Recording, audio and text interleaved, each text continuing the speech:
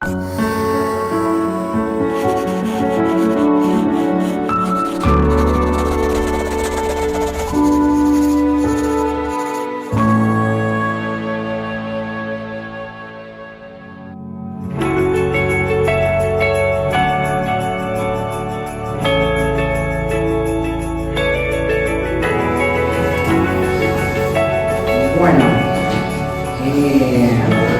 vamos a comenzar una serie este verano. Ustedes saben que generalmente, bueno, nos llevamos mucho tiempo en realidad como iglesia. Este es nuestro segundo año como iglesia, pero el año pasado, nuestro primer año, cuando llegamos a nuestro primer verano, hicimos un quiebre, una pausa y en la enseñanza del libro de los Hechos, y tomamos otro tema, abordamos otro tema distinto a lo que veníamos tratando, que tiene que ver con algún tema en particular, algo que, digamos, a nivel pastoral entiendo que es necesario aclarar o explicar, ¿cierto? Y nos tomamos ese verano para hacer esa pausa, ¿sí? Y el año pasado hicimos una pausa y tratamos todo el tema de las finanzas, el dinero y qué es lo que la Biblia dice acerca del dinero. Este año no vamos a tratar ese tema. Hay otro tema que vamos a estar trabajando durante todo el verano. Y bueno, muchos me han estado preguntando, bueno, ¿cuál es ese tema? Y entonces he tratado de reservar. Es el tema de la iglesia. Y vos decís, Feli, pero hemos venido hablando mucho acerca de la iglesia. En la escuela dominical hablamos acerca de la iglesia. En Hechos es inevitable hablar del tema de la iglesia. Pero aún así pienso, estamos en una etapa como iglesia donde recién este es nuestro segundo año, estamos poniendo los cimientos, los fundamentos. Y creo que este tema de la iglesia es un tema que hoy hay que combatir con vehemencia. Es un tema que hay que poner en la agenda de la iglesia como un tema prioritario, un tema a defender. Ustedes saben que en el mundo evangélico hay muchos temas de controversia, ¿no? Por ejemplo, uno de los temas controversiales que hoy dividen a gran parte del espectro evangélico es, por ejemplo, el tema de las doctrinas de la gracia y de la salvación, la elección condicional, incondicional. Y son temas que generan quiebre entre las diferentes perspectivas evangélicas. Hay otros temas como, por ejemplo, el tema de el continuismo de algunos dones milagrosos y este tipo de temas. Pero en mi criterio, creo que una de las cosas que hoy se va a convertir en el tema de la agenda que va a dividir grandemente al mundo evangélico es este tema de la iglesia, el lugar que la iglesia tiene en la vida de cada creyente. Y nosotros vemos que este tema de la iglesia y la función que la iglesia tiene y las comisiones que la iglesia ha recibido de parte de Cristo y la identidad que Cristo le ha dado a la iglesia son temas que están en gran peligro. Están en gran peligro porque el mundo cada vez abraza, y estoy hablando del mundo evangélico, cada vez más abraza las perspectivas personalistas que la filosofía posmoderna están proponiendo. La filosofía de nuestro tiempo, de nuestra era, está diciendo que cada persona es dueña de su propio destino. Cada persona es dueña de su propio camino. Cada persona necesita luchar en contra de las vicisitudes de la vida y sin que nadie le diga absolutamente nada, tiene que seguir adelante con sus propios planes, ¿no?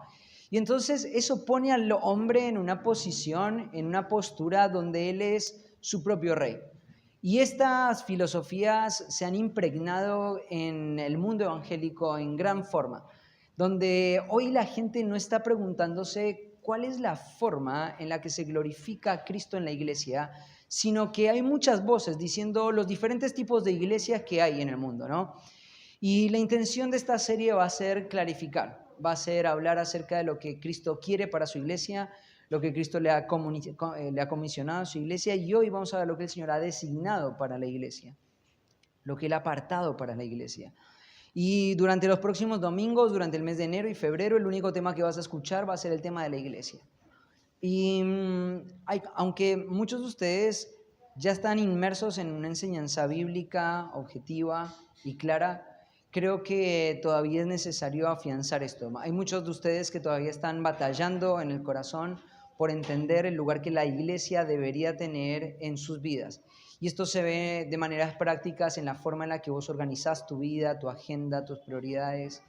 Y todavía necesitamos trabajar en este aspecto para que la iglesia y para que cada creyente entienda el lugar que la iglesia tiene. No es difícil darnos cuenta en nuestro alrededor que vivimos en una era donde el valor de la iglesia está cada vez más en riesgo, ¿no?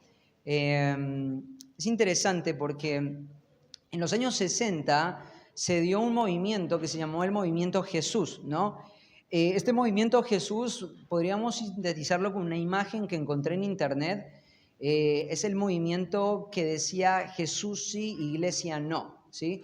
Este movimiento Jesús que se desarrolló en el entorno de Norteamérica, de Estados Unidos, durante la época de los 60, fue algo que no solamente se quedó en Estados Unidos, se transfirió hacia todo el mundo. Y una de las cosas que ocurrieron con este movimiento es que hubo un surgimiento de organizaciones paraeclesiásticas como no hubo en ningún otro momento de la historia.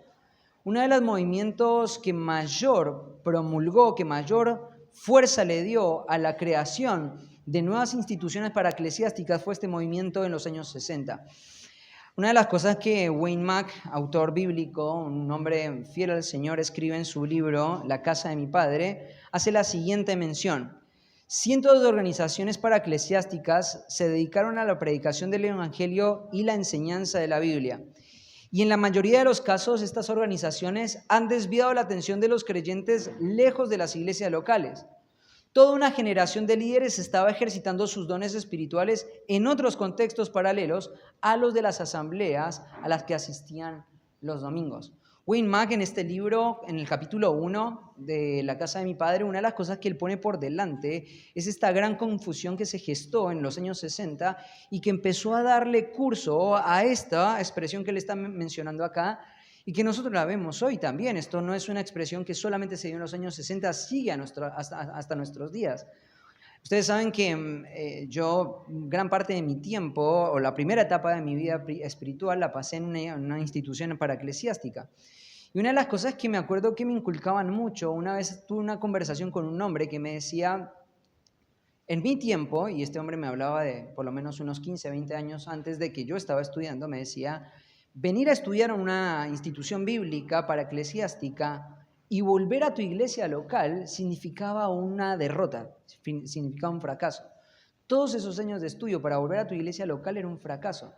Y esta idea estaba en la mente de muchas personas. Hay muchas personas que, como lo dice Wayne Mack acá, piensan que la iglesia local es algo de segunda categoría.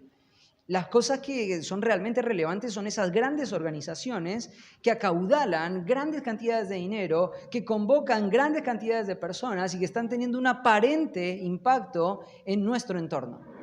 Pero Wayne Mack dice esto es un error, ¿no? Esto fue un fenómeno que se dio en aquella época y que hoy sigue afectando dentro de las muchas expresiones, y vamos a tratar muchas expresiones cerradas en cuanto a la iglesia, ¿no?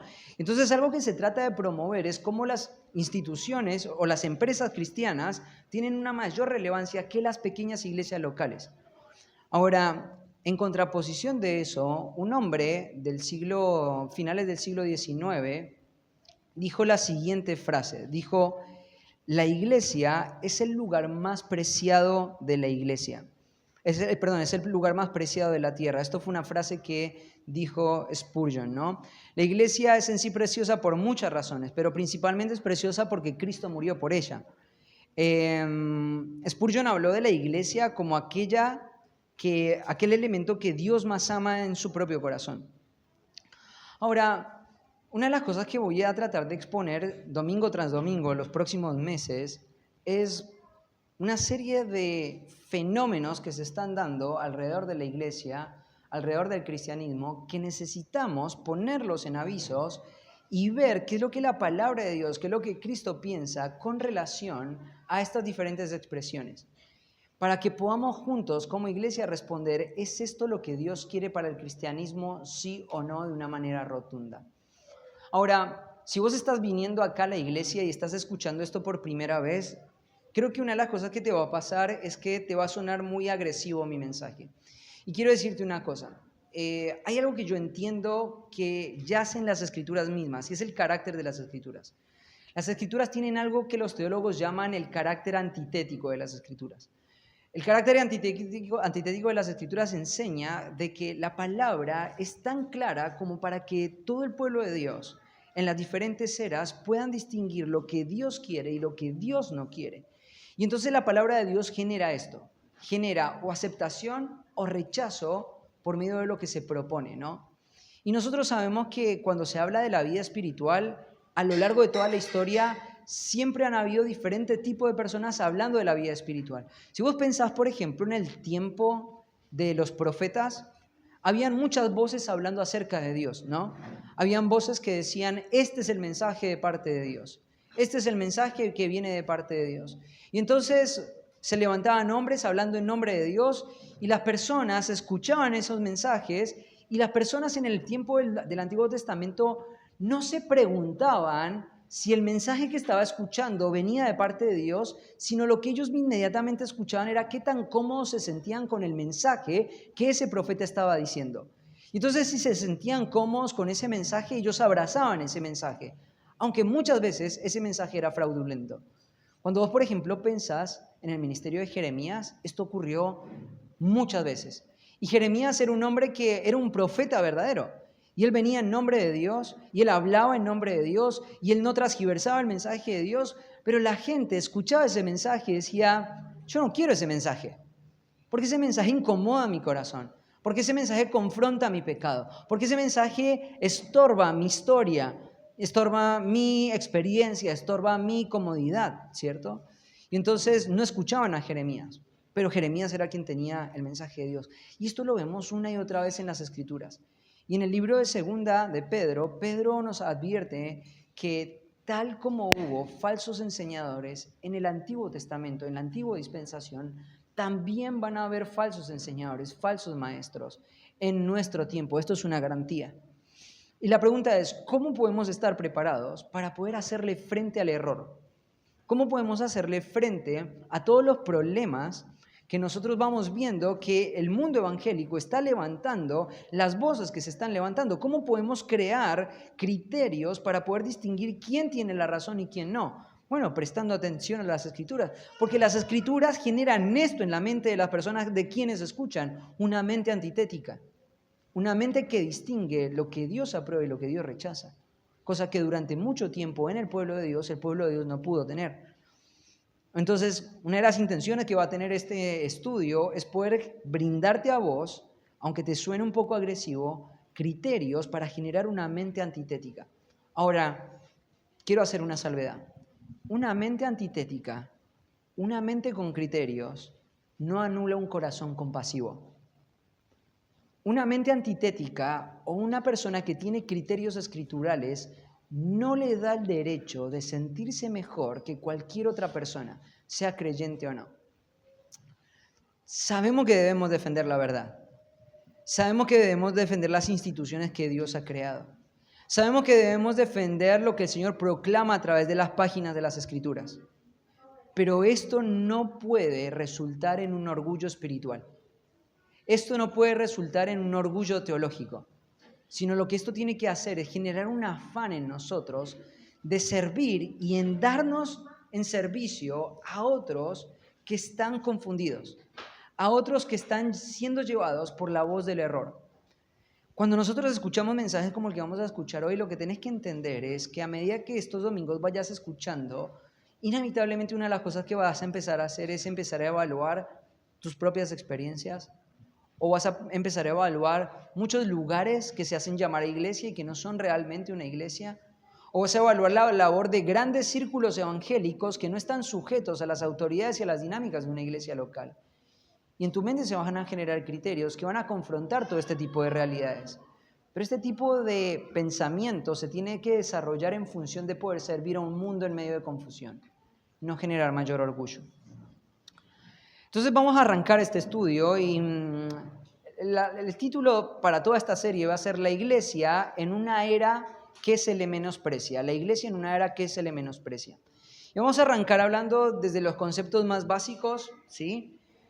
Para poder ir entendiendo lo que debemos entender acerca de la iglesia y vamos a ir avanzando, ¿sí?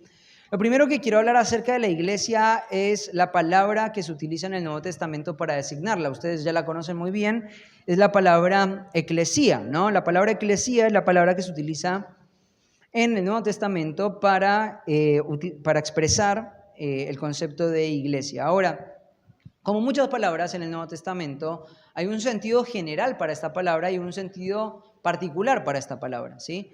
Por ejemplo, hace poco en una reunión de membresía, alguien me preguntaba si Bernabé era apóstol, ¿no? Me preguntaba si era apóstol. Y la verdad es que nunca le respondí la pregunta, así que voy a aprovechar ahora. Esta persona está acá en medio de ustedes, me hizo esta pregunta, no se la respondí, se la respondo ahora.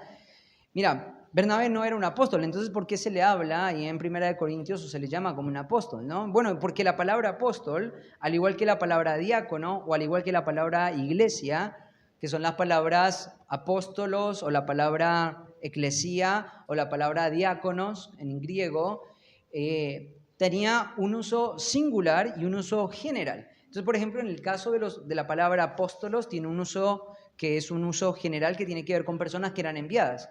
Cuando una persona se tomaba y se le daba una designación y se le enviaba con esa misión, esa persona enviada se le llamaba apóstolos o se le llamaba el enviado. La palabra apóstolos tenía que ver con enviado. Entonces, cuando se ve ese uso, por ejemplo, en función de Bernabé, no se está pensando en el apostolado tal como lo era Pablo o Pedro, sino más bien se le está pensando en una forma genérica como una persona enviada. Lo mismo la palabra diáconos. Cuando aparece en el Nuevo Testamento, la palabra diáconos figura como una palabra que alude al servicio y no solamente al oficio del diácono, como por ejemplo si se utiliza en Filipenses capítulo 1, versículo 1, donde ahí lo que Pablo está pensando es en una designación singular y particular. O sea, una misma palabra se puede utilizar en un sentido general o esa misma palabra se puede utilizar en un sentido singular. Y esto mismo pasa con la palabra iglesia. Por ejemplo, en el capítulo 7 del libro de los Hechos, la palabra iglesia se utiliza en un sentido general para hablar de la iglesia, de la congregación de la nación de Israel, por ejemplo, ¿no? Se utiliza en ese sentido. Esta palabra o este argumento de Esteban, hablando de Israel como la eclesía, como la iglesia, por muchas personas es utilizada para poder hablar de que en realidad la iglesia e Israel eran exactamente lo mismo. Ahora, lo que tenés que entender es que esto es un argumento muy pobre para aquellos que defienden que la iglesia es la continuación del antiguo Israel. Porque si tu apoyo teológico para afirmar esto es esta afirmación, tenés que entender que la palabra eclesía se utiliza no en una manera singular, sino en una manera genérica ahí, ¿no? Esa palabra también, por ejemplo, se utiliza en otros lugares de las Escrituras en una forma genérica. Por ejemplo, en Lucas, en el capítulo 18, se utiliza para hablar de la eclesía, de la congregación, de las personas que se estaban oponiendo a el ministerio en la iglesia de Éfeso. Ahí Lucas utiliza la palabra eclesía no para hablar de la iglesia, sino para hablar de una asamblea. Y estas personas no tenían que ver eran gentiles, eran personas que no pertenecían a la iglesia, sino al contrario, se estaban convocando porque querían hacerle frente a la iglesia. Entonces, si nosotros tomáramos el capítulo 7 y la expresión de Esteban, la palabra eclesía como un argumento para pensar de que Israel o la convocatoria de Israel en el Antiguo Testamento es igual a la iglesia de Cristo, tendríamos que asumir también que en el capítulo 16 ese tumulto de personas que estaban juntándose para ir en contra de la iglesia de Éfeso también eran parte de la iglesia de Cristo. Esto es inconcebible, no lo podemos pensar así. Entonces, claramente la palabra eclesía se utiliza en una forma genérica, en una forma que no siempre alude a la iglesia de Cristo.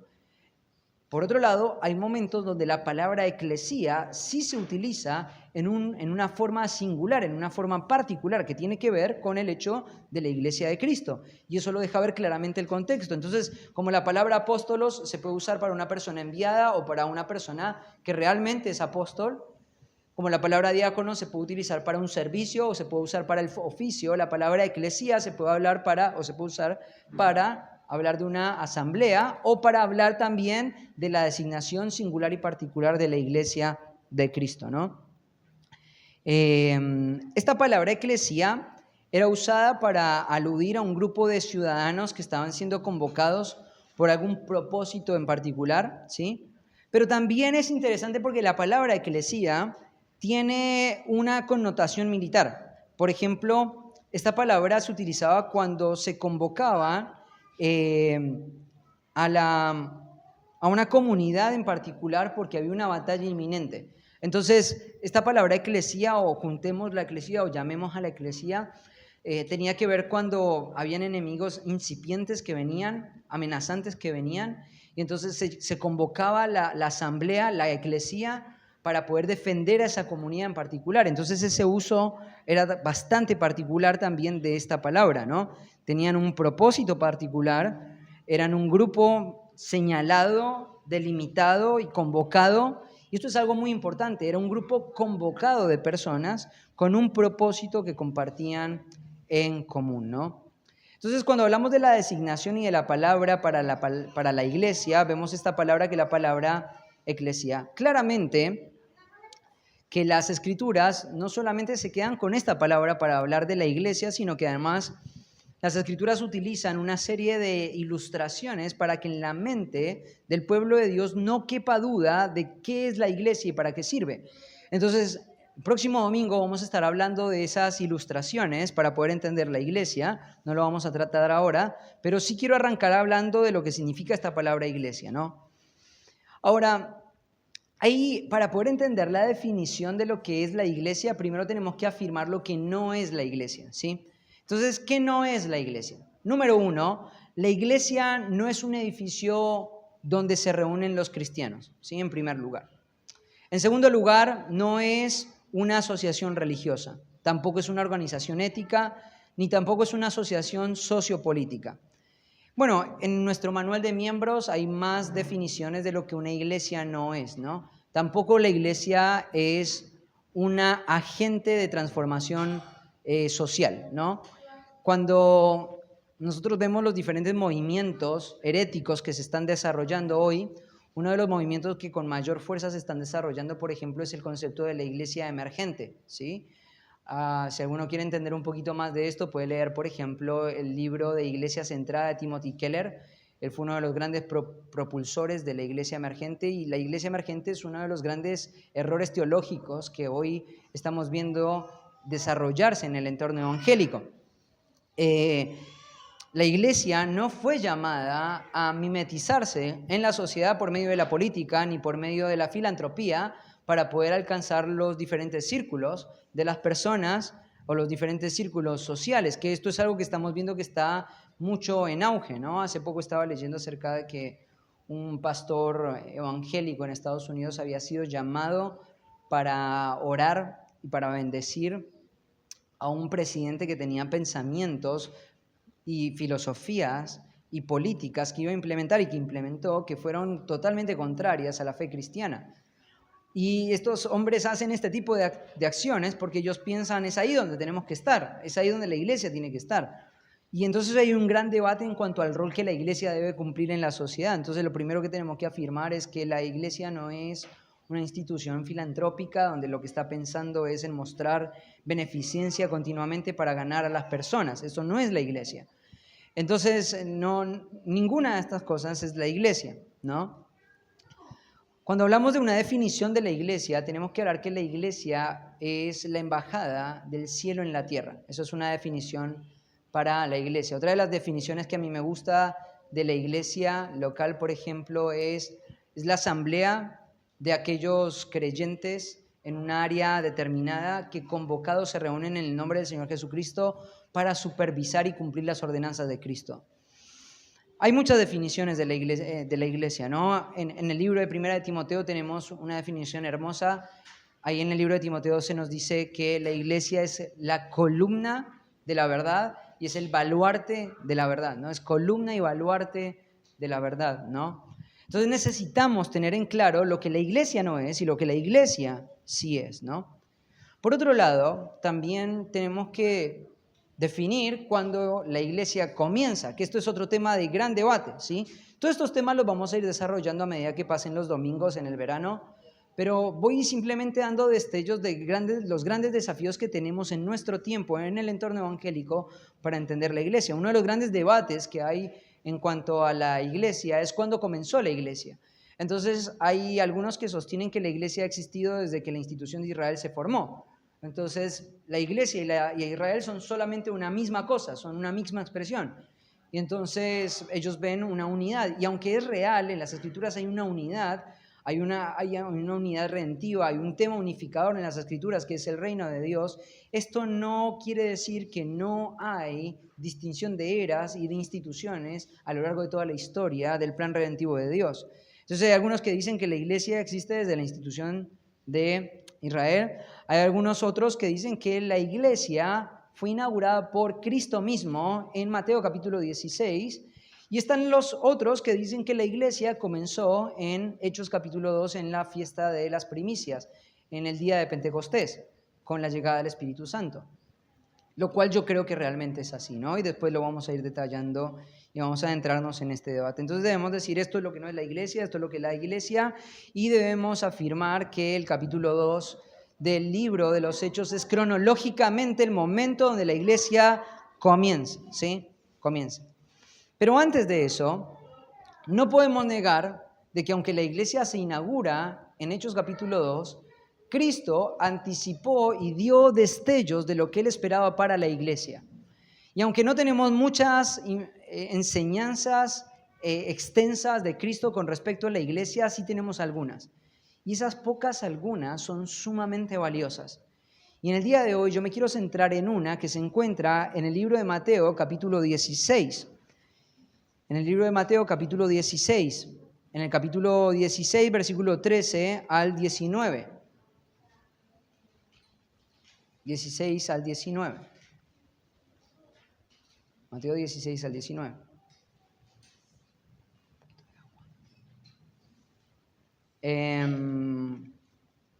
Antes de leer el pasaje, me gustaría explicarte un poquito del contexto de este pasaje, ¿no? En el capítulo 15, el Señor Jesucristo ha alimentado una gran multitud, mostrando que Él es el Mesías, mostrando que Él es el Rey, que Él es la fuente que puede proveer todo lo que el pueblo de Dios necesita, ¿no? Ahora, más adelante, después de estas grandes señales que el Señor estuvo haciendo, mostrando que Él verdaderamente era el Mesías, una de las cosas que aparecen ahí es la interacción con los fariseos al principio del capítulo 16, donde ellos están haciendo una demanda de una señal, ¿sí? Si vos estás viendo la serie de Mateo de San Justo, te recomiendo. Mati justo cortó en el verano en esta primera sección, así que vas a poder tener todo, gracias hermano, toda la explicación del contexto.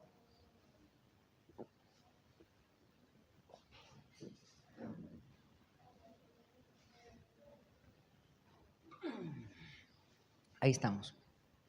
Toda la explicación del contexto de Mateo 16. Ahora, ahí los fariseos llegan y empiezan a reclamar señales, ¿no? Ellos querían más señales. Recién el Señor Jesucristo había alimentado una gran multitud con nada y ellos seguían demandando señales. Y entonces ahí se empieza a generar un diálogo entre Jesús y los fariseos y la forma en la que Él replica esta demanda de señales. Pero en el versículo 5 al 12 el Señor se va a empezar a centrar en los discípulos y al final el Señor les dice que se cuiden de la levadura. Y ellos pensaron, bueno, esto nos está diciendo porque seguramente no trajimos pan. Y el Señor Jesucristo les reprende y les dice, si vieron lo que hizo con el pan, ¿por qué yo estaría reprendiéndoles por el pan?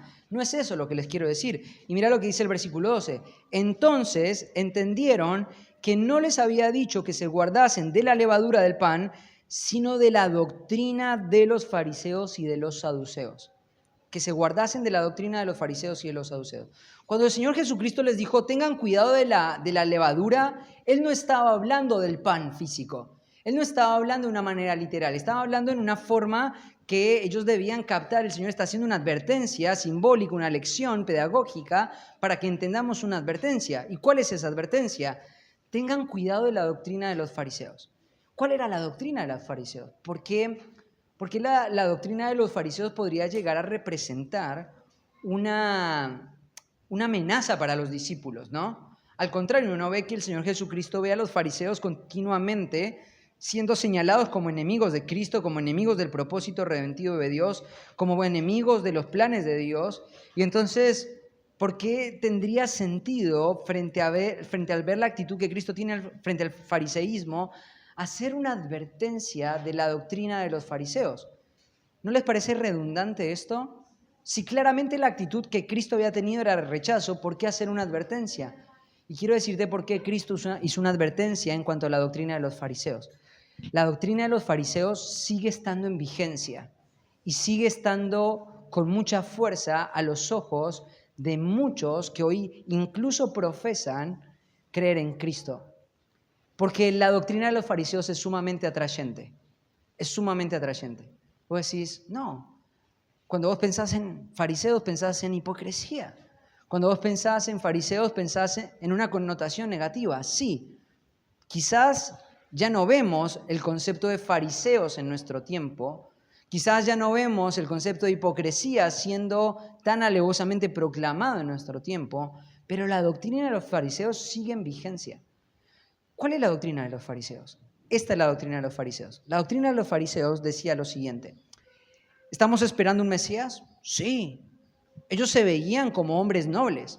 Ellos se veían como hombres piadosos. Ellos se veían como hombres de Dios que se esforzaban grandemente porque querían agradar a Dios, ¿no? Y entonces estos hombres tenían toda una forma de apariencia donde parecía que ellos eran el parámetro de la verdadera vida espiritual. Pero adentro de sus corazones y en sus enseñanzas, cuando Cristo vino, se expuso lo que había en sus corazones. Cuando Cristo vino al pueblo de Israel, lo que había dentro de los fariseos se expuso con claridad. ¿Y qué fue lo que se expuso? Lo que se expuso era que ellos querían el Mesías, claramente lo querían, pero no todas las facetas del Mesías. Ellos querían solamente algunas facetas del Mesías. Este es el concepto de herejía, ¿no? Herejía quiere decir seleccionar. Entonces, esto es lo que hacían los fariseos. Ellos elegían las facetas del Mesías que ellos querían. ¿Y cuáles eran las facetas que ellos querían? Ellos querían un Mesías que viniera poderoso frente a todo el mundo, que les diera y les garantizara toda la comodidad, el poder y la riqueza que ellos tanto amaban. Su posición y el reconocimiento de la gente. La distinción de creerse una mejor raza en comparación a cualquier otra persona.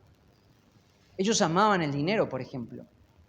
Ellos eran hombres sumamente avaros, eran hombres cuyos corazones estaban sumamente inclinados a las posesiones materiales. Los saduceos eran hombres sumamente corruptos, políticamente, económicamente hablando.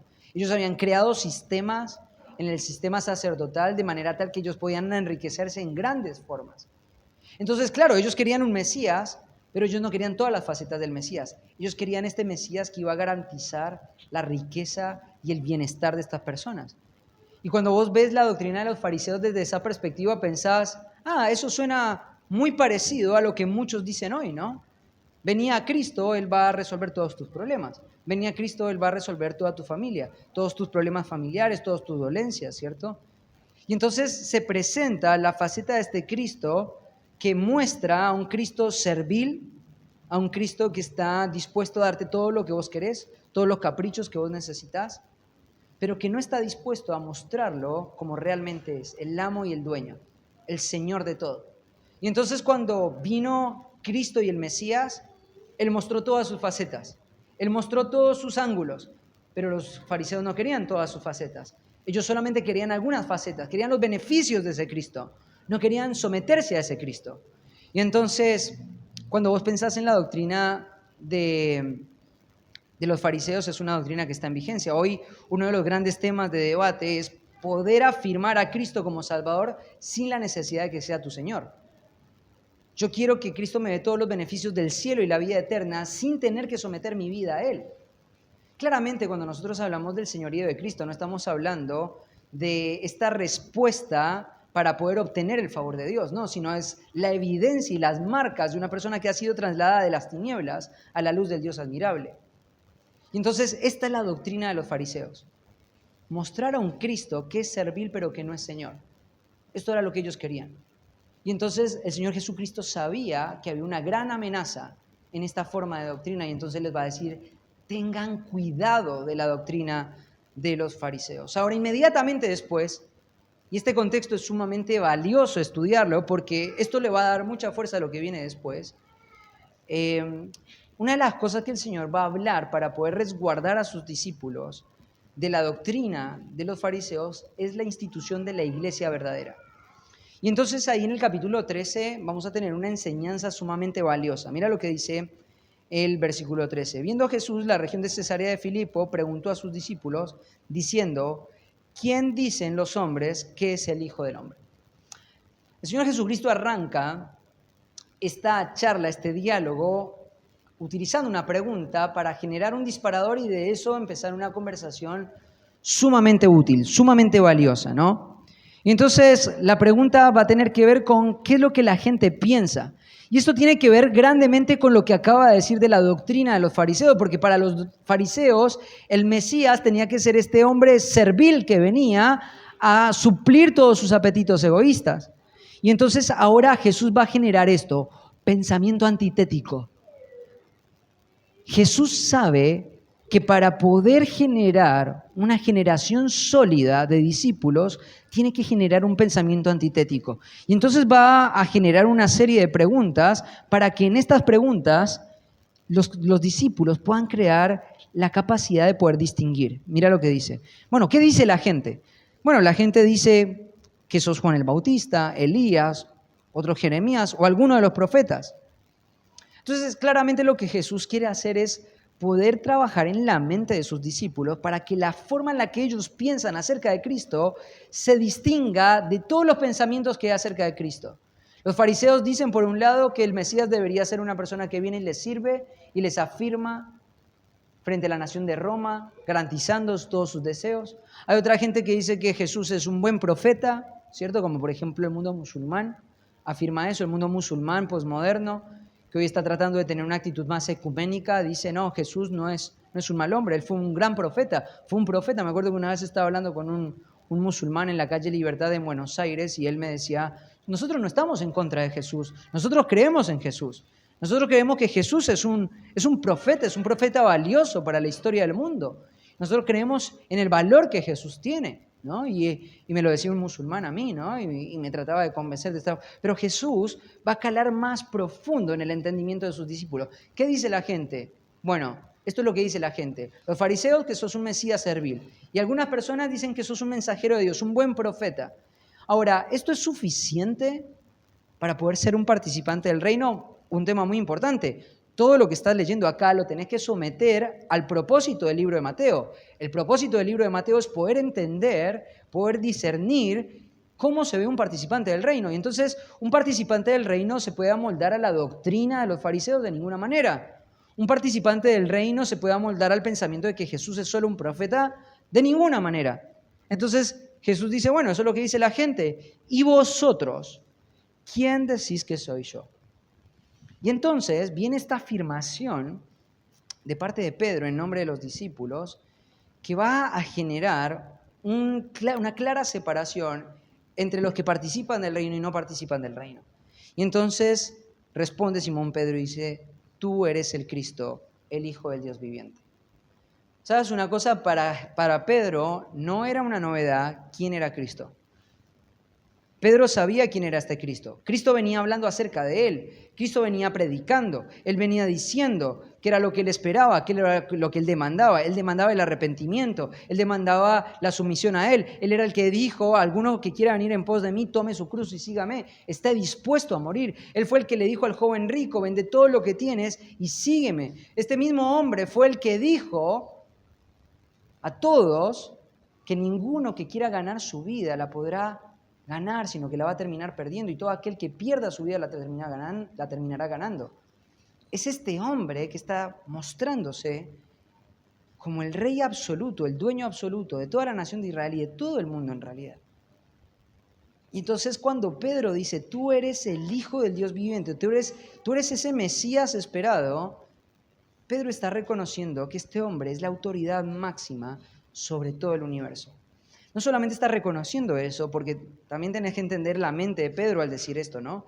Pedro es un judío, y como un judío, él conoce muy bien el Antiguo Testamento. Y él sabe que en el Antiguo Testamento las designaciones para el Mesías tienen que ver con la divinidad, tienen que ver con la deidad. En el capítulo 9 de Isaías se nos habla de que este niño que va a venir tiene en su carácter, en su nombre, una serie de títulos. Admirable consejero, Padre eterno, Dios fuerte, príncipe de paz. Son todas designaciones que tienen que ver con Dios. Entonces, cuando Pedro está diciendo, con todo lo que él ha escuchado de Cristo, con todo lo que él sabe del Mesías, tú eres el Cristo, tú eres el Hijo del Dios viviente, tú eres el que tanto esperamos, él está haciendo una afirmación que se distingue de todas las afirmaciones. Es una afirmación única, es una afirmación antitética, es una afirmación singular la que él está haciendo acerca de Cristo. Y entonces en el versículo 17 viene la afirmación del Señor. Esta es la respuesta que él quería escuchar. Esta es la afirmación que él quería escuchar. Bienaventurado, lleno de gozo eres Simón, hijo de Jonás, porque no te lo reveló carne ni sangre, sino mi Padre que está en los cielos. El hecho de que Pedro pueda ver esta verdad espiritual, el hecho de que él se pueda parar frente a este hombre de carne y hueso, que le habla todos los días, que come junto con él, que duerme junto a ellos, que está caminando, que se fatiga, que llora, que se alegra, que parece un hombre común y corriente, el hecho de que él pueda ver en ese hombre toda la plenitud de la deidad, es simplemente el milagro del Padre en la mente de Pedro. Esto es una obra del Padre, esto te lo reveló el Padre, esto no es una obra de la carne. El hecho de que vos puedas ver esta verdad espiritual es algo que el Padre ha hecho en vos. Pero inmediatamente después va a hablar acerca de la institución de la iglesia. Necesitamos entender que la iglesia es esa institución que el Señor de la cual va a hablar acá para proteger a estos hombres que pueden ver la gloria de Dios en la faz de Cristo. Y entonces mira lo que dice, y yo también te digo que tú eres Pedro, y sobre esta roca edificaré mi iglesia, ¿no? Y las puertas del Hades no prevalecerán contra ella. Bueno, toda esta gran introducción para centrarnos en el versículo 18. Y en el versículo 18 vamos a ver 7 principios acerca de la designación de Cristo para la iglesia. 7 principios para poder entender qué es lo que Cristo le designó para su iglesia. Entonces, ya expliqué el contexto, ya expliqué el significado y ahora vamos a ver los principios. Primer principio, versículo 18. Cristo comisiona a su iglesia dando un fundamento permanente. Fíjate lo que utiliza ahí. La palabra para piedra del versículo 18 es la palabra Petra, ¿sí? Esta palabra Petra también aparece, por ejemplo, en Mateo capítulo 7 para hablar de la parábola de los 2 cimientos. ¿Se acuerdan de la parábola de los 2 cimientos? El que construyó sobre la arena y el que construyó sobre la piedra. Esa palabra piedra es la misma palabra que aparece acá. Esta palabra piedra es una palabra que se distingue de la palabra Petros, ¿sí? Que es la palabra para Pedro. Cuando el Señor Jesucristo estaba hablando de que sobre esta Petra edificaré mi iglesia, tenés que entender que el Señor estaba hablando de un principio permanente, un principio que es inamovible, ¿no? Y ahora vamos a ver las implicancias de entender de manera correcta este principio. Ustedes saben que frente a esta afirmación de Cristo acá, hay un debate con el mundo católico, ¿no? Porque el mundo católico afirma que la roca sobre la que se edifica la iglesia es Pedro mismo. Y entonces Pedro es el fundamento de la iglesia. Cristo le ha dado esa designación a Pedro y entonces Pedro es ese fundamento y es de ahí de donde nace el fundamento para la teología papal, ¿cierto? Ahora, tienen que entender una cosa, acá hay un desafío gramatical para poder afirmar eso. Número 1, poder entender que esta es un pronombre relativo, un pronombre demostrativo en el griego que está en su forma femenina. Entonces, si Pedro es la roca a la que Cristo se está refiriendo, entonces el pronombre demostrativo que hay en esta afirmación tendría que estar en el género masculino y está en género femenino. Entonces, no se puede estar refiriendo a Pedro. Por otra razón, no se puede estar refiriendo a Pedro, porque sería muy endeble el fundamento de la iglesia. Fíjate que más adelante, en el versículo 21, Jesús comenzó a declararle a sus discípulos que era necesario ir a Jerusalén y padecer mucho de los ancianos, de los principales sacerdotes, de los escribas, y ser muerto y resucitar al tercer día. Entonces Pedro, tomándolo aparte, comenzó a reconvenirle, diciendo: Señor, ten compasión de ti, en ninguna manera esto te acontezca. Pero él, volviéndose, dijo a Pedro: quítate de delante de mí, Satanás, me eres de tropiezo. Una de las cosas que Mateo hace en este pasaje es mostrarte de que Pedro no puede ser el fundamento de la iglesia. O sea, el fundamento de la iglesia no puede ser llamado 2 o 3 versículos después, llamado Satanás, ¿no? Sería inconsistente, sería débil. Entonces, no podemos pensar esto, ¿no? Pero hay un argumento todavía aún más fuerte para poder afirmar esto. Acompáñenme a 1 Corintios, capítulo 3, versículo 11. 1 Corintios 3, 11. Mira lo que dice Pablo con respecto al fundamento de la iglesia. Dice: porque nadie puede poner otro fundamento que el que ya está puesto, el cual es Jesucristo. Nadie puede poner otro fundamento. El fundamento de la iglesia es inamovible. Ahora, aquí viene la otra postura. Si Pedro no es el fundamento de la iglesia, entonces Cristo es el fundamento de la iglesia. Quiero decirte una cosa. No creo que esa sea la interpretación de Mateo capítulo 16, versículo 18. Y te voy a explicar por qué no. Lee un versículo antes, en 1 de Corintios 3, versículo 10. Conforme a la gracia de Dios que me ha sido dada, yo como perito arquitecto puse el fundamento. Ahora, pensá en esto. ¿Qué es el fundamento? ¿El fundamento es Cristo? Si el fundamento es Cristo, la pregunta sería, entonces, ¿Pablo puso a Cristo como fundamento? Porque él está diciendo: yo puse el fundamento. Yo puse el fundamento. ¿Pablo está poniendo el fundamento que es Cristo? Claramente no. Si Cristo fuera el fundamento de la iglesia del que está hablando Mateo capítulo 18, entonces Pablo bajo ninguna razón podría decir que él es el que está poniendo el fundamento de la iglesia. Entonces, ¿qué tenemos que entender por el fundamento de la iglesia? Bueno, más adelante explica que el fundamento de la iglesia es Jesucristo mismo, pero no es Jesucristo en sí mismo. Ahora, es verdad, no se puede desasociar Jesucristo, pero este es el punto. El fundamento de la iglesia es Jesucristo siendo anunciado y proclamado. Ese es el argumento, ese es el fundamento de la iglesia. Ese es el fundamento de la iglesia. Entonces, claro, lo que está pasando acá en Mateo capítulo 16, versículo 18, es que el fundamento es lo que acaba de acontecer. Pedro acaba de afirmar de que Jesucristo es el Hijo de Dios, es el Señor de señores, es el Mesías esperado. Entonces, este es el argumento, este es el fundamento, esta es la roca sobre la cual se edifica la iglesia. Y por esa razón es que Pablo puede decir que él puso el fundamento. ¿Por qué? Porque él predicó a Cristo, él puso el fundamento. No es que él está poniendo a Cristo como el fundamento de la iglesia, sino que él lo pone en el sentido de que él está predicando a Cristo y Cristo es el fundamento de la iglesia. Cristo predicado, Cristo afirmado. Y esto es lo que está diciendo el capítulo 16, versículo 18, ¿no? El versículo 18 está hablando del fundamento permanente, y este es el fundamento. La iglesia se compone sobre la predicación de Jesucristo y sobre la afirmación de personas que dicen que Jesucristo es el Hijo de Dios. Y ese es un fundamento, no se puede sustituir, no se puede reemplazar. Entonces, para que una persona pueda afirmar este primer principio, tiene que ver los siguientes elementos en Cristo. Número 1, tiene que ver a Cristo como una deidad. Número 2, tiene que ver a Cristo en su papel redentor. Y número 3, tiene que ver a Cristo como autoridad máxima para la vida y la iglesia. Sin esto no hay fundamento. Sin esto no hay afirmación. Y entonces, este es el primer principio que vemos en cómo Cristo comisiona a su iglesia.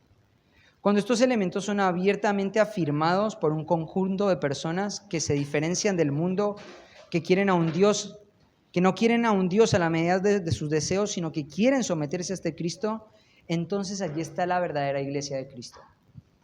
Y esto es algo muy importante, ¿no? Hace poco tuvimos los bautismos y quiero hablar un poco de las implicancias de este primer principio. Y una de las cosas que hablaba con una de las personas que se bautizaba es: las ordenanzas, que son la Santa Cena y el bautismo, fueron dadas a la iglesia local. Para que sean legítimas, estas tienen que ser celebradas, supervisadas y llevadas a cabo por la verdadera iglesia de Cristo. Si no son llevadas a cabo por la verdadera iglesia de Cristo, entonces no son legítimas, no son verdaderas. Y tenés que entender una cosa, hay algo que hace que la iglesia sea un fundamento permanente. Y es el hecho de que el contexto de este pasaje de Mateo nos indica de que la iglesia, en primer lugar, es gente que se separa y se distingue de los que dicen que Jesús es un buen hombre, se distingue de aquellos de los que dicen que quieren un Mesías de acuerdo a su medida, se distinguen de ellos diciendo Jesucristo es verdaderamente el Hijo de Dios, es el Señor de señores. Esa es la distinción. Cuando ese fundamento está, cuando lo que nos convoca es poder pensar de la misma forma acerca de Cristo, entonces el fundamento de la iglesia está y es recién a partir de ese fundamento que la iglesia puede empezar a existir.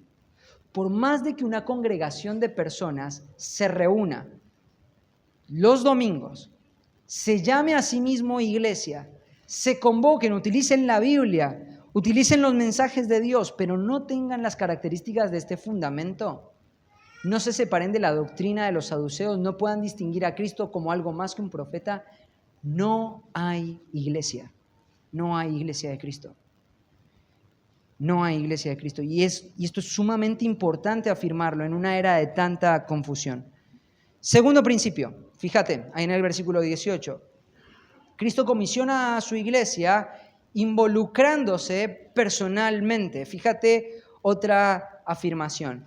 Y sobre esta roca edificaré mi iglesia. Edificaré mi iglesia. Fíjate que ahí el verbo edificaré es el verbo oikomeo, que está en el tiempo futuro, y claramente este verbo futuro está hablando de algo que Cristo no está haciendo en este momento. Una de las razones fuertes por las cuales creemos de que la iglesia no existió en el Antiguo Testamento, ni tampoco existe durante el periodo de los Evangelios, es porque Cristo, cuando habló de la iglesia, habló como un acto que él iba a hacer hacia el futuro, no algo que él estaba haciendo en este momento. Él no está diciendo estoy edificando mi iglesia, sino él dice voy a edificar mi iglesia, ¿no? Pero bueno, ese no es el tema de debate acá. La palabra eukomeo tiene que ver con la voz activa de la primera persona del plural. Lo que está diciendo es que Cristo mismo va a trabajar en edificar a su iglesia.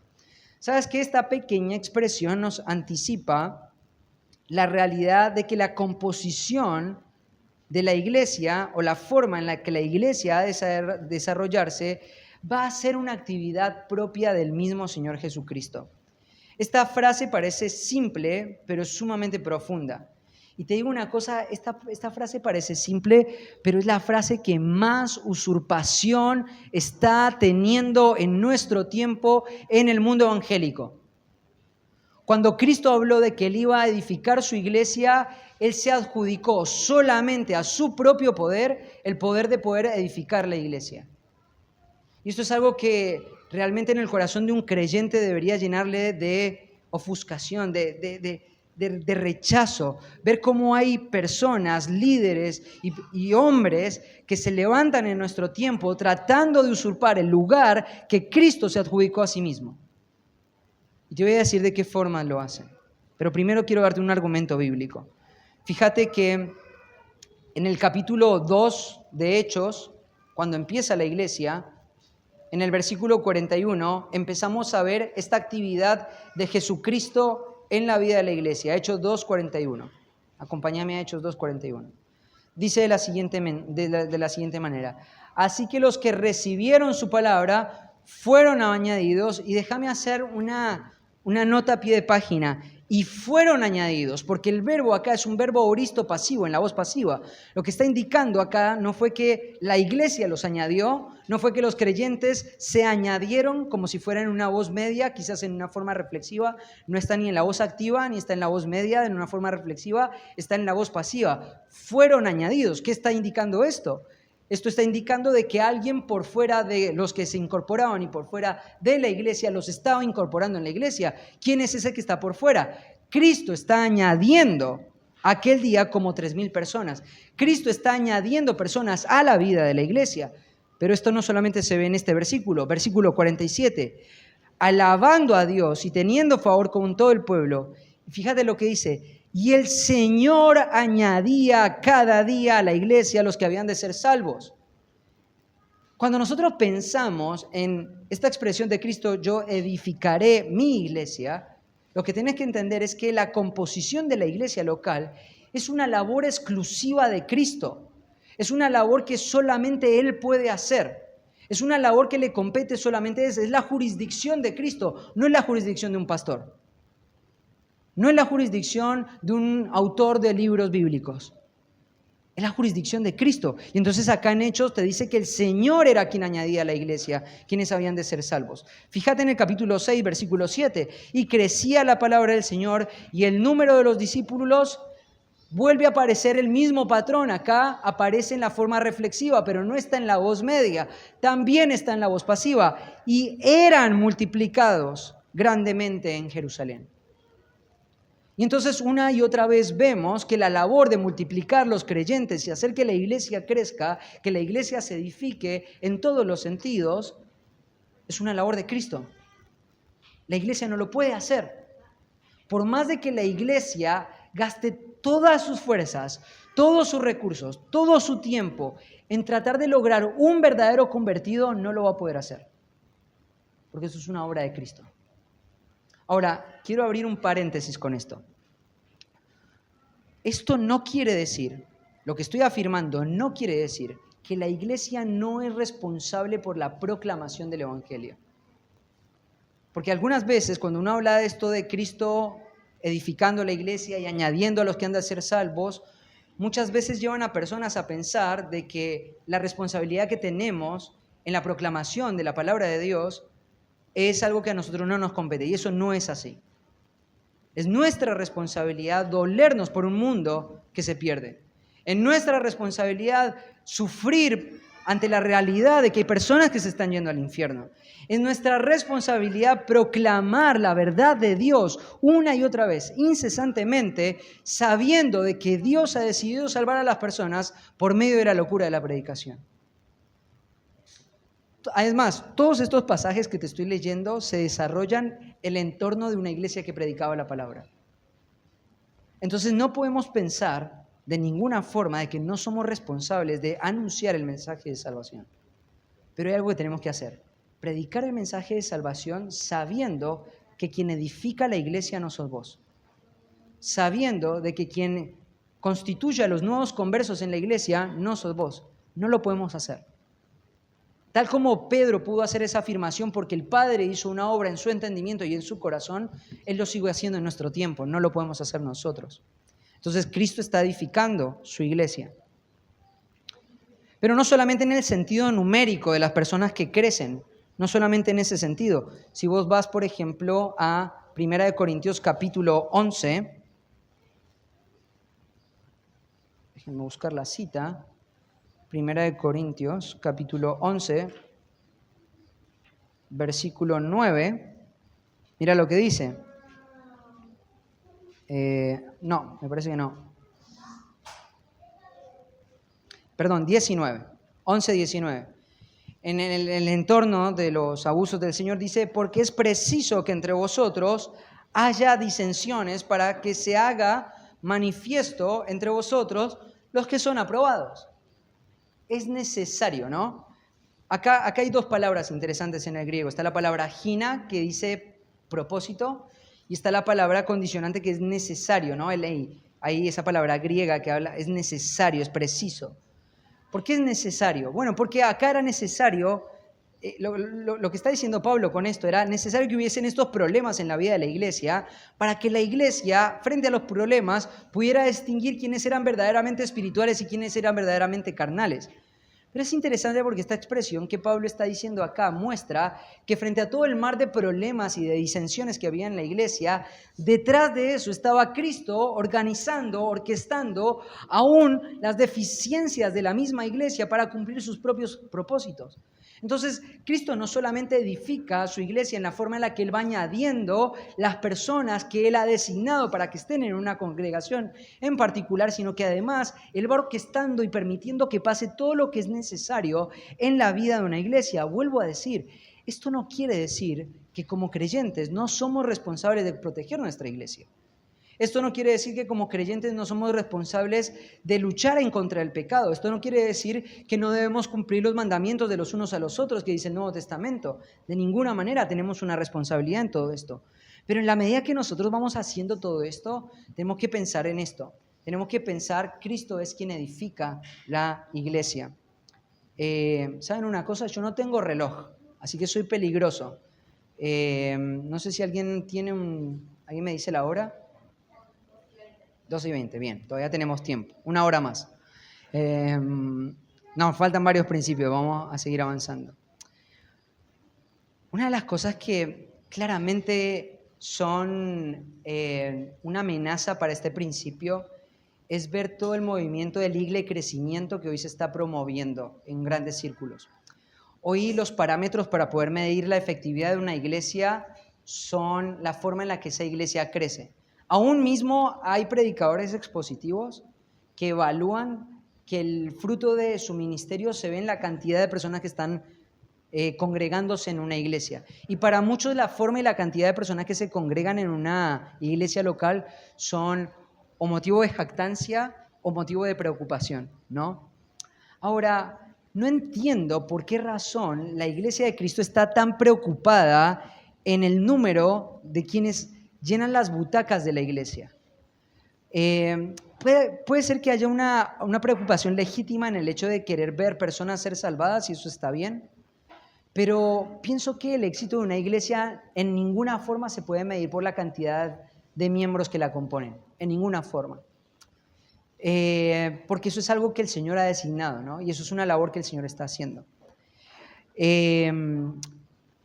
Más o menos en la década de los 90, uno de los egresados del Seminario Teológico de Dallas, un hombre muy famoso llamado Rick Warren, más o menos en el año 97, 96, si no es un poquito antes, escribió un libro que se llama Una iglesia con propósito.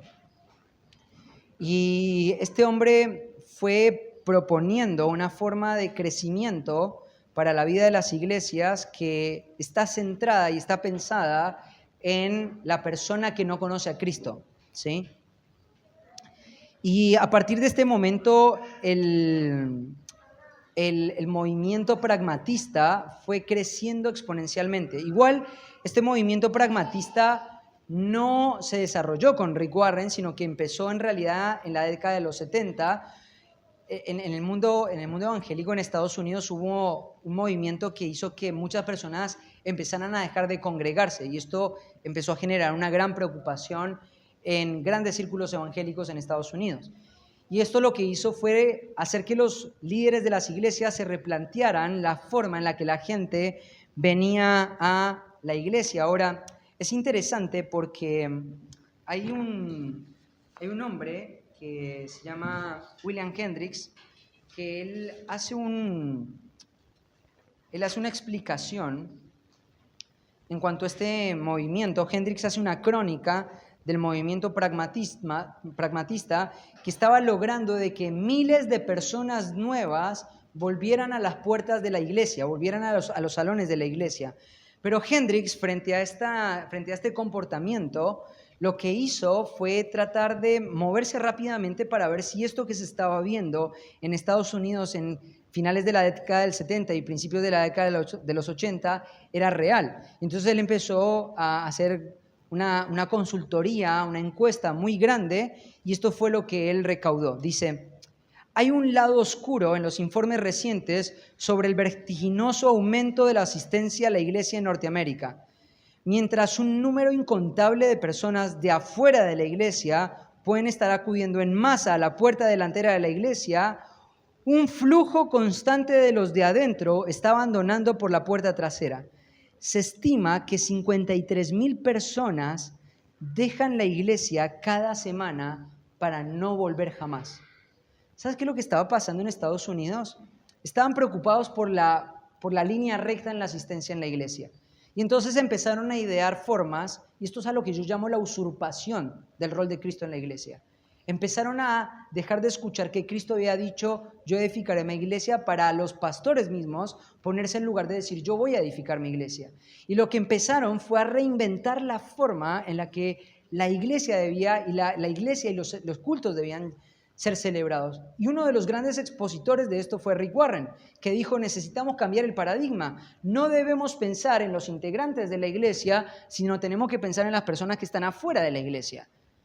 Y entonces empezaron a generar una serie de cosas y de dinámicas donde lo que estaba pensado era cómo podemos hacer la iglesia más aceptable en nuestro entorno, en nuestra sociedad. Ustedes saben que la iglesia de Rick Warren, Saddleback, que hoy ya no está siendo pastoreada por él, tiene una sucursal en la ciudad de Buenos Aires, acá en Palermo, llevada adelante por un hombre que se llama Sebastián Ojeda. No tengo ningún problema en hablarlo abiertamente, porque creo que es necesario tener un pensamiento antitético. Y estos hombres se paran y hablan y ponen frases como una iglesia para la gente que no va a la iglesia. Y esta es la idea y esta es la mentalidad que hay, ¿cierto? Y esto es lo que se promueve, ¿no? Ahora, la realidad es que muchos cristianos fieles que asistían a estas iglesias, que tuvieron que sucumbir ante el pastorado ineficaz de estas personas, que empezaron a replantear y a redefinir la iglesia en sus dinámicas y en sus prioridades, empezaron a salir por las puertas de atrás. 53,000 creyentes por semana se iban de su iglesia. Y te digo, esto es algo muy triste y lo veo, no solamente en círculos tan errados como estos, sino en iglesias con las cuales hemos tenido mucha relación. Iglesias que se han enfocado en el crecimiento de sus congregaciones y donde los cristianos que durante años fueron fieles sirviendo al Señor en esas iglesias hoy tienen que buscar un lugar donde se proclame la palabra de Dios con fidelidad porque no están siendo alimentados con sana enseñanza.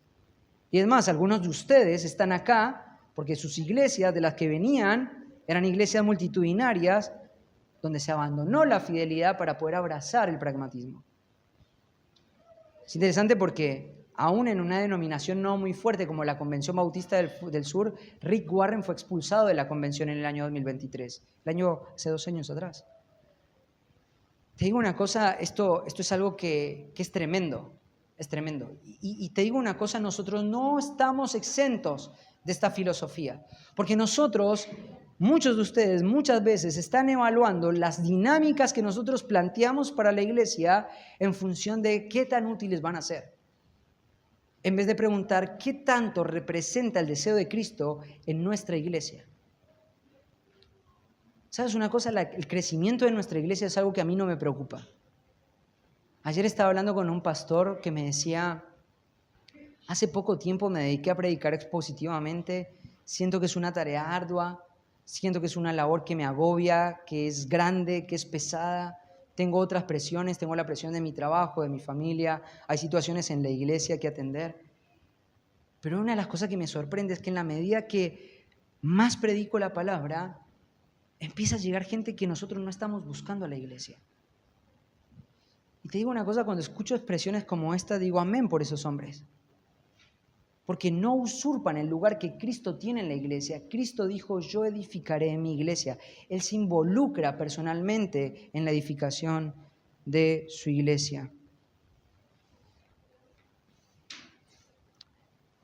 Te digo, es deplorable ver cómo estos líderes salen en entrevistas, y las pueden ustedes buscar en internet si quieren, donde hablan de cómo estos hombres se presentan con una gran sabiduría, de cómo replantear los nuevos desafíos de la iglesia, como si la palabra de Dios hubiese perdido vigencia a la hora de dirigir la iglesia de Cristo. Y entonces, ayer me quedé viendo varias entrevistas, más que nada esto de la pandemia trajo y expuso grandes de los errores que la eclesiología hoy está dejando ver en el mundo evangélico, ¿no? Y esto de la iglesia híbrida, personas que se congregan desde su casa y la iglesia en casa, y todos estos conceptos que claramente no responden a la eclesiología bíblica.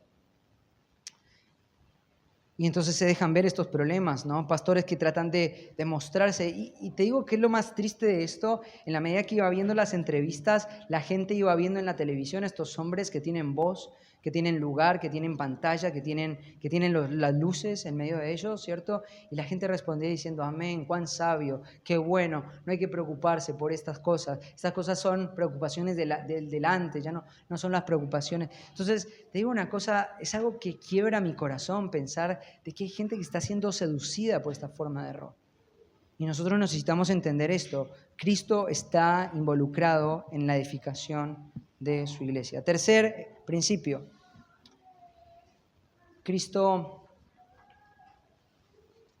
comisiona a su iglesia generando expectativas positivas. Cristo, cuando habló de la edificación de la iglesia, no habló de un sueño vano. Cuando dijo, yo edificaré mi iglesia, lo dio por sentado. Si pensamos en el ámbito y en el entorno de la iglesia, donde la iglesia se desarrolló, era impensado, ¿no? Si vos, por ejemplo, vas a Hechos, yo sé que muchos de ustedes se perdieron esta predicación porque se fueron incorporando después a la iglesia. En el libro de Hechos hay algo que es interesante. En el capítulo 1, versículo 8 dice, pero recibiréis poder cuando haya venido sobre vosotros el Espíritu Santo y me seréis testigos en Jerusalén. Entonces, acá el Señor Jesucristo va a decir algo que es muy interesante y es, yo quiero hacer algo, yo voy a edificar mi iglesia, pero el lugar donde ustedes tienen que esperar es en Jerusalén. Ahora, ¿cómo tener una buena expectativa? ¿Cómo tener una buena expectativa para empezar un proyecto donde ese proyecto aparentemente ya fracasó? Jerusalén era un lugar improbable para empezar la iglesia. Jerusalén era un lugar inapropiado para empezar la iglesia, desde la perspectiva pragmática, desde la perspectiva humana. Jerusalén representaba el lugar donde los discípulos habían fallado. Jerusalén representaba el lugar donde los discípulos habían fracasado en su labor de acompañar al Señor Jesucristo. Jerusalén representaba el lugar donde el líder del movimiento cristiano había sido condenado como el peor de los malhechores. Jerusalén fue el lugar de la ejecución. No había un lugar menos estratégico para empezar un proyecto como la iglesia que Jerusalén. Pero fíjate lo que dice el versículo 12. Entonces volvieron a Jerusalén desde el monte que se llamaba el Olivar, el cual estaba cerca de Jerusalén, camino de un día de reposo. Te digo una cosa, lo que Cristo les dijo a estos hombres tuvo que haber generado una expectativa tan positiva en ellos que estuvieron dispuestos a envolver al lugar del fracaso. Intentar en Jerusalén era improbable. Pero ellos tenían una persuasión. Y era, el Señor dijo que iba a edificar su iglesia y que lo iba a empezar a hacer desde Jerusalén. No sabemos por qué Jerusalén. Bueno, sí lo sabemos, ¿no? A mayor presión, a mayor improbabilidad, el Señor se jacta, ¿no? Eso me acuerda mucho, por ejemplo, al relato de Primera de Reyes, capítulo 18, versículo 29, donde Elías le dijo lo siguiente: pasó el mediodía y ellos siguieron gritando frenéticamente hasta la hora de ofrecerse el sacrificio, pero no hubo ninguna voz, ni quien respondiese ni escuchase. Entonces Elías se burlaba de ellos. ¿Sabes qué es lo que más me gusta de poder predicar esta serie de cosas? Que el Señor se burla. El Señor se burla. El Señor se burla del pragmatismo humano. ¿Sabes? Cuando yo empecé cuando vinimos con un grupo de personas, cuando la iglesia de San Justo nos invitó acá, hubo un hombre muy sabio, un hombre que respeto mucho, un hombre que vino y me dijo: hay mucha gente que está interesada en que vos fracases en este proyecto. Hay mucha gente interesada en que vos fracases en este proyecto. Y realmente cuando este proyecto empezó con mucha dificultad. Había mucha gente que se oponía un montón a que nosotros viniéramos. Hubo gente que de frente nos dijo: ¿por qué venir a Villa María? Si aquí hay un montón de iglesias. ¿Por qué no buscan otro lugar? Hubo gente que nos dijo, incluso en la cara misma, nos decía: hey, ¿qué vienen a hacer acá? ¿A montar la competencia? Hubo gente que en las primeras etapas de nuestra iglesia, yo me acuerdo cuando estábamos hablando de uno de los principios de conducta de nuestra iglesia, me decían: macho, tenés que cambiar los principios de conducta porque acá en Córdoba eso no funciona. Y no ha sido fácil. Y gente se ha reído y gente está esperando que fracasemos. Pero te digo una cosa, el Señor es Es sorprendente, porque es Él. Yo la verdad, ustedes saben que yo soy un hombre débil, yo no tengo ninguna facultad, ninguna habilidad, no me considero un hombre fuerte, tampoco soy un hombre elocuente ni sabio. Comparto muchas de mis debilidades con ustedes y saben que no soy yo. Este proyecto no se trata de nosotros, se trata de reivindicar el lugar que la palabra tiene, se trata de reivindicar quién Cristo es para la iglesia. Y ¿sabes una cosa? No cambiamos nuestras formas, no cambiamos nuestros sermones, no cambiamos la forma en la que exponemos la palabra, no cambiamos los principios de conducta, no cambiamos las formas ni las metodologías que la Biblia indica de cómo las personas deben ser incorporadas a la iglesia. No cambiamos nada de eso. Y el Señor está bendiciendo a nuestra iglesia, trayendo fruto, trayendo personas que se convierten, gente que está en años de confusión, sacando la confusión de su mente. Personas que estaban muertas en sus delitos y pecados que ahora están viendo la luz. ¿Sabes cómo sé que la iglesia está prosperando? Porque yo estoy creciendo como pastor, como creyente. A la par de ustedes, Dios está trayendo crecimiento en mi vida y estoy viendo el crecimiento de muchos de ustedes en el entorno de la iglesia.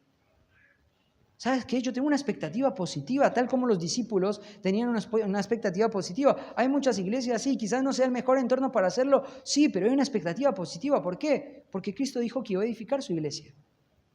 Una de las cosas que Dios se deleita en prosperar son aquellos lugares donde la proclamación y la suficiencia de las Escrituras es proclamada con convicción, con veracidad y con una clara distinción del error que hoy se promueve en tantos círculos. Entonces, van a recibir poder y van a ser testigos. ¿Dónde? En algún lugar lejano, donde no hayamos fracasado, donde no hubiésemos huido, donde no hubiésemos atemorizado, donde no te hubiésemos negado. No, en Jerusalén, donde fracasaste. En el lugar menos probable. Ahí va a empezar. Había una expectativa positiva. Cuarto principio. Había anticipado un progreso impactante. Un progreso impactante. Tal como lo vemos en el libro de los Hechos, la afirmación de Cristo de edificaré mi iglesia logró y sigue logrando un progreso importante. Más adelante va a hablar de este elemento, ¿no? De cómo no se va a poder frenar, ¿no? Cuando vos pensás para el final de la escritura del libro de Apocalipsis, todo el imperio romano, absolutamente todo el imperio romano tenía iglesias. A pesar de la persecución de los judíos, a pesar de la persecución de los gentiles, a pesar de la persecución del mismo imperio romano, no hubo nada que pudiera detener el avance impactante de la iglesia. Y eso es lo que tenemos registrado en el libro de los Hechos. Si vos te vas a la tradición, yo por ejemplo, ustedes saben que mi hijo se llama Tomás. ¿Saben por qué le puse Tomás? Mi esposa decía, pero Tomás fue el que dudó. Yo le decía, no, Tomás, ¿sabes quién fue Tomás? Tomás fue el hombre que mayor impacto evangelístico tuvo en la historia del cristianismo. Se cree y la tradición afirma que Tomás se fue más bien para la zona del oriente, yendo para la zona de Pakistán, India, toda esa zona.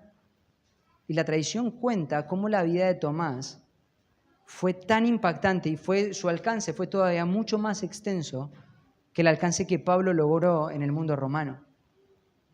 ¿Sabes? No hubo forma de tener el impacto que Dios había planeado para la iglesia. ¿Sabes una cosa? Dios ha planeado una forma de impacto para nuestra iglesia, nuestra comunidad, y no hay nadie que lo pueda detener. Y hemos recibido pruebas, y hemos recibido ataques, y hemos recibido todo tipo de cosas. Y gente ha tratado de oponerse a este ministerio una y otra vez. Ustedes lo saben, más de una vez hay personas que están hablando mal de nuestro ministerio. Llegamos a esta ciudad con los prejuicios de mucha gente que estaba diciendo que veníamos a robarle liderazgo a las iglesias locales de la zona, gente que ni siquiera era de la ciudad. Y hay gente que se opone, y se opone, y se opone, y se opone, y se opone, y se opone, y se opone. Pero ¿sabes una cosa? El impacto de esta iglesia está determinado. Está garantizado. Cristo sigue edificando su iglesia. Quinto principio, tenemos que ir corriendo. Cristo comisiona a su iglesia reclamando a la iglesia como elemento de su propiedad. Hay una palabra ahí en el versículo 18 que es el pronombre mu, en griego, que es el mi. Es mi iglesia, ¿no? Creo que un pasaje donde se ve esto con claridad se ve en Hechos 20, versículo 22. Ahora aquí, ligado yo en espíritu, estas son las palabras de Pablo a los líderes de la iglesia. en Éfeso, en la ciudad de Mileto, dice lo siguiente: voy a Jerusalén sin saber lo que allá me ha de acontecer, salvo que el Espíritu Santo por todas las ciudades me da testimonio diciendo que me esperan prisiones y tribulaciones. Pero de ninguna cosa hago caso, ni estimo preciosa mi vida para mí mismo, con tal de que acabe mi carrera con gozo y el ministerio que recibí del Señor Jesús para dar testimonio del Evangelio de la gracia de Dios. Y ahora aquí, yo sé que ninguno de todos vosotros, entre quienes han pasado predicando el reino de Dios, verá más mi rostro. Por tanto, yo os protesto en el día de hoy que estoy limpio de la sangre de todos, porque no he rehuido anunciaros todo el consejo de Dios. Por tanto, mirad por vosotros y por todo el rebaño en que el Espíritu Santo os ha puesto por obispos para apacentar la iglesia del Señor, la cual Él ganó por su propia sangre. Este principio es algo muy importante. Quizás vos estás viniendo hace poco a la iglesia o venís por primera vez a la iglesia o nos estás visitando, pero hay una cosa que tiene que estar claramente en tu mente. Cuando vos ves el liderazgo de la iglesia, y acá está Pablo hablándole al liderazgo de la iglesia de Éfeso, tiene que haber una sola voz que le preocupe al pastor. No es la voz de su congregación. Lo que la gente pueda decir, lo que la gente pueda opinar, lo que la gente pueda reclamar, es algo que se puede escuchar, se puede prestar atención, pero que en definitiva no se compara con la importancia de lo que Dios quiere para su iglesia. La voz de Cristo es la preocupación más grande para un pastor. Terminar al final de sus días sabiendo que esa grey en la cual el Espíritu Santo lo puso por obispo está siendo conducida a las expectativas y los deseos de Cristo mismo, no de las personas, no de los miembros, y mucho menos de sí mismo, mucho menos de sí mismo. Estos hombres han sido puestos en la congregación para velar por los intereses del Señor. Sexto principio, declarando la importancia de las personas. Mira, ahí en 1 de Pedro, cuando habla de la piedra, dice en 1 de Pedro 2:5, acercándonos a él, piedra viva, desechada ciertamente por los hombres, mas para Dios escogida y preciosa, vosotros también como piedras vivas, sed edificados como casa espiritual y sacerdocio santo para ofrecer sacrificios espirituales aceptables a Dios por medio de Jesucristo. Claramente una de las cosas que nosotros tenemos que entender cuando el Señor habla de edificar su iglesia, no podemos suprimir el concepto de que las personas forman parte de esto. Tenemos que entender que el Señor está formando y edificando una iglesia con personas.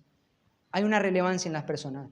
Claramente la voz de Cristo es la que más nos importa, claramente que vindicar lo que el Señor está pidiendo es lo que más nos importa, pero las personas, ministrar a las personas en función de llevarlas a la perfección es nuestra preocupación más grande. Aunque la gloria de Cristo es lo que más perseguimos en la iglesia, no podemos dejar de lado que la edificación de la iglesia que Jesús tenía en mente involucra a personas. Las personas son de suma importancia, las almas son incalculablemente valiosas. Es por eso que debemos hacer lo que es correcto hacer. Aquí en 1 de Pedro se nos habla a nosotros en términos de edificar y de piedras que van siendo y que van construyendo una casa espiritual. Séptimo principio. Cristo comisiona a la iglesia proporcionando promesas de éxito. El pasaje cierra diciendo, y las puertas del Hades no prevalecerán contra ella. Hay otro pasaje ahí en 1 Corintios 15, 54 al 57, dice, y cuando esto corruptible se haya vestido de incorrupción y esto mortal se haya vestido de inmortalidad, entonces se cumplirá la palabra que está escrita, sórbida es la muerte en victoria. ¿Dónde está, oh muerte, tu aguijón? ¿Dónde, oh sepulcro, tu victoria? Ya que el aguijón de la muerte es el pecado y el poder del pecado es la ley, mas gracias sean dadas a Dios que nos da la victoria por medio de nuestro Señor Jesucristo. Eso es algo emocionante. La iglesia tiene una promesa de éxito que ninguna institución tiene, ninguna empresa tiene, ninguna organización paraeclesiástica tiene, solo la iglesia de Cristo.